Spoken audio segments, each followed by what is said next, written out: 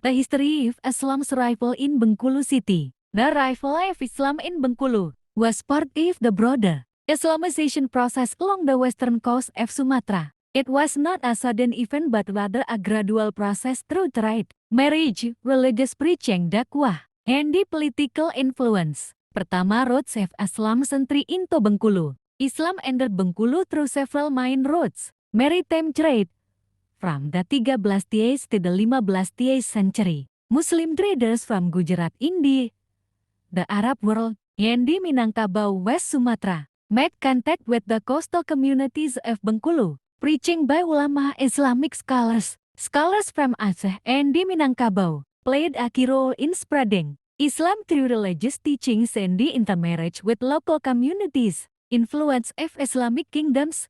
Bengkulu was once under the influence of Islamic sultanates such as the Sultanate of Banten, the Sultanate of Indrapura, and the Sultanate of Aceh. Kedua, the role of the Sultanate of Banten. In the 17th century, the Sultanate of Banten, an Islamic kingdom, expanded its influence over parts of Bengkulu, especially the coastal regions. During this period, the local people began to embrace Islam more widely. Banten established Muslim settlements, and they built mosques that served as religious centers. Ketiga, the colonial period and the British influence. In 1685, the British established Fort Marlborough in Bengkulu and they began to control the area. Although the British were non-Muslim colonizers, they did not significantly interfere with the local population's religious practices. Islam continued to spread, especially in rural areas and through traditional community leaders.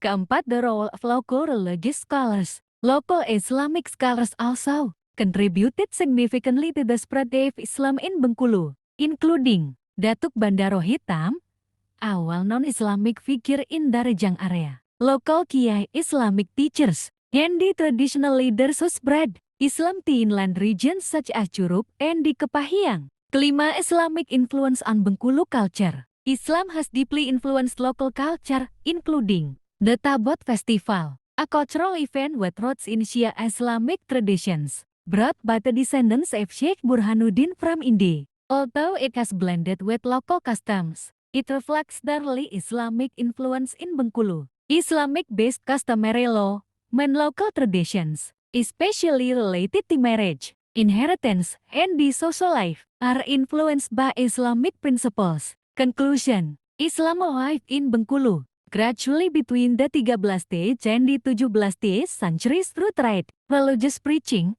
and the political power. Its spread was influenced by foreign scholars, Islamic kingdoms, and the local leaders. Today, Islam is the dominant religion and the core part of Bengkulu's cultural identity.